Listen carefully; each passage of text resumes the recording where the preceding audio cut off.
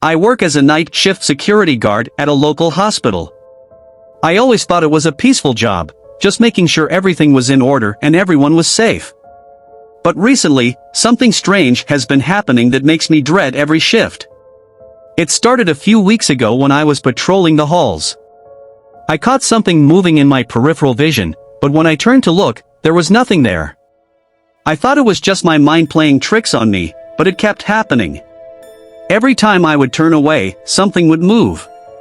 At first, it was just small things like papers on the desk shifting or a curtain blowing in the breeze. But then, I started seeing movement in the hospital beds. The bodies would shift and move when I wasn't looking directly at them. It was as if they were alive. I tried to ignore it, but the more I saw, the more terrified I became. I started having nightmares about the bodies coming to life and attacking me. And then one night, my worst fear became a reality. I was patrolling the ICU when I saw a body on the bed move. I turned to look, but as soon as I did, I heard a loud crash from the other side of the room. When I turned back, the body was gone. I searched the room, but there was no sign of it. From that night on, I couldn't shake the feeling that I was being watched. Every time I turned around, I felt like something was there, watching me. I started to avoid certain areas of the hospital, especially the morgue. But one night, I was called to investigate a disturbance in the morgue. As I made my way down the hallway, I felt like I was being followed. I turned around, but there was nothing there. When I turned back, the body on the gurney was gone. I ran out of the morgue, but the feeling of being followed stayed with me. I knew that whatever was happening in that hospital was not natural. The bodies were alive, and they were after me. I don't know how much longer I can take this job. Every night, I feel like I'm being watched by those bodies, waiting for me to turn my back so they can attack. I don't know what to do, but I know one thing for sure, I never want to step foot in that hospital again. Despite my fear and my instinct to quit my job, I couldn't just leave. I needed the money, and I also couldn't shake the feeling that there was something bigger at play here. I started doing some research and discovered that the hospital had a dark history. Years ago, it was a mental institution that was shut down due to multiple reports of patient abuse and neglect. The patients were often subjected to horrific experimental treatments that left them traumatized and physically damaged. I couldn't help but wonder if the spirits of those patients were somehow still lingering in the hospital, haunting the bodies of the deceased. And if that was the case, what could I possibly do to stop them? As the weeks passed, the activity in the hospital increased. The bodies moved more frequently, and I started to see them in places they shouldn't be. I would find a body in one room, only to turn around and see it in another room moments later. One night, as I was making my rounds, I heard a strange noise coming from the morgue. I hesitated for a moment before slowly pushing open the door. What I saw inside made me wish I had never entered. All of the bodies in the morgue were sitting up, staring at me with empty, lifeless eyes. I tried to run, but the door slammed shut behind me, trapping me inside with them.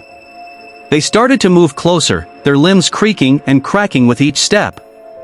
I was surrounded, and there was no escape. I knew I was going to die, just like those poor patients from years ago. But then, something strange happened. The bodies started to convulse and shake, as if they were being pulled by an invisible force.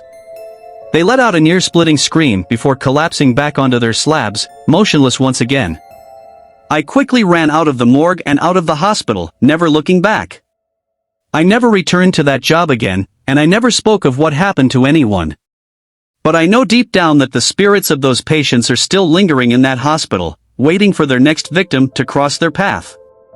Months went by, and I thought I had finally put that terrifying experience behind me. I had found a new job at a different hospital, one that didn't have a dark history or strange happenings in the middle of the night. But fate had other plans. One day, I received a call from my old supervisor at the hospital. They were short-staffed, and they needed someone to fill in for the night shift. Despite my reservations, I agreed to come back and work for just one night. After all, it couldn't be as bad as last time, right?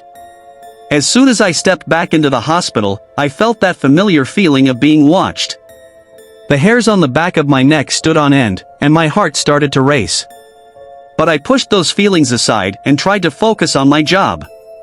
Everything seemed to be going smoothly until I had to check on a patient in the ICU. As soon as I entered the room, I saw something that made me freeze in fear. The body on the bed was moving, just like before. Its limbs were twitching, and its head was turning towards me, as if it could see me even though its eyes were closed. I tried to turn away, but something held me there, forcing me to watch. The body slowly rose up from the bed, its eyes still closed. It floated towards me, its arms outstretched. I could feel its breath on my face, even though it had no lungs. It was like it was trying to communicate something to me, but I couldn't understand it. Just when I thought it was going to touch me, the body collapsed back onto the bed, motionless once again. I ran out of the room and out of the hospital, never looking back. After that night, I knew I could never go back to that hospital again. The spirits of the patients from the past were still haunting that place, and they would never let me leave in peace. Months passed, and I tried to forget about my experiences at that hospital. I focused on my new job and tried to move on with my life. But every now and then, I would still feel that sense of unease, like something was watching me. Then, one day, I received a letter in the mail. It was addressed to me, and the return address was from the hospital where I had worked before. I hesitated before opening it, but my curiosity got the best of me. Inside the envelope was a single sheet of paper, with a message scrawled in dark ink. "Come back to us. We miss you." My heart skipped a beat as I realized the message was signed by the name of one of the patients who had died while I worked there. It was like they were reaching out to me, trying to lure me back to that place. I knew I should have thrown the letter away and tried to forget about it, but I couldn't shake the feeling that there was more to this than just a simple message. Against my better judgment, I decided to return to the hospital one last time. As soon as I entered the hospital, I felt that familiar sense of dread wash over me. It was like the building itself was alive and trying to consume me. I made my way down the hallways, each step feeling heavier than the last. Then, I heard a noise coming from the morgue. It was a soft whisper, barely audible. I tried to ignore it and keep walking, but something compelled me to investigate.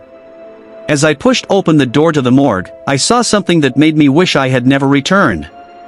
All of the bodies were sitting up on their slabs, their eyes open and staring right at me. They started to move, slowly at first, but then faster and faster. Their limbs flailed about as they let out an inhuman scream. I tried to run, but something held me back, like an invisible force was keeping me there. The bodies surrounded me, their cold, lifeless hands reaching out to grab me. I could feel their breath on my skin, their eyes boring into me. It was like they were trying to possess me, to take over my body and make me one of them. But then, just like before, they collapsed onto their slabs, motionless once again. I ran out of the morgue and out of the hospital, never looking back. I knew then that I could never go back to that hospital again. The spirits of the patients who had suffered and died there were still haunting the place, and they would never let me go. I would forever be their prisoner, trapped in a nightmare that would never end. Despite the terrifying experiences I had at the hospital, I couldn't bring myself to quit. I needed the job, and I convinced myself that maybe it was just my imagination playing tricks on me. Days turned into weeks, and weeks turned into months. For a while, everything seemed normal. But then, one night, I was working the night shift, and I heard a strange noise coming from the morgue. At first, I tried to ignore it, but the noise grew louder and more persistent. It was a scraping sound, like something was moving across the tiled floor. My curiosity got the best of me, and I made my way to the morgue. As I pushed open the door, I saw something that made my blood run cold. One of the body bags was moving, like something was trying to break free from within. I froze, not sure what to do. Suddenly, the zipper on the body bag began to move, slowly at first, but then faster and faster. The body inside began to stir, its arms and legs flailing about as if it was struggling to break free. I tried to run, but my feet felt like they were glued to the floor. The body sat up, its eyes wide open and staring directly at me. It let out a blood-curdling scream, and then it lunged towards me. I managed to dodge out of the way just in time, but I could feel its icy breath on my face. It was like the body was alive again, possessed by some dark force that wanted to harm me. As I backed away, I tripped and fell to the ground. The body was on top of me now, its cold, lifeless hands reaching out to grab me. I screamed for help, but no one came. Suddenly, the body collapsed onto the floor, motionless once again. I scrambled to my feet and ran out of the morgue, my heart pounding in my chest. I knew then that I had to leave that job and that hospital for good. The spirits of the dead were still haunting that place, and I would never be safe there. As I walked out of the hospital for the last time, I could feel their eyes on me, watching me leave. Despite my resolve to leave the hospital, something kept drawing me back. It was as if the spirits of the dead patients were calling out to me, urging me to return. One night, I couldn't resist the temptation any longer. I snuck back into the hospital, determined to confront whatever was haunting me once and for all. As I made my way through the darkened hallways, I could feel the weight of the building pressing down on me. Every step I took felt heavier than the last, and the air around me grew colder and colder. Then, I heard a noise coming from the morgue. It was a soft whisper, barely audible. I tried to ignore it and keep walking, but something compelled me to investigate. As I pushed open the door to the morgue, I saw something that made me wish I had never returned.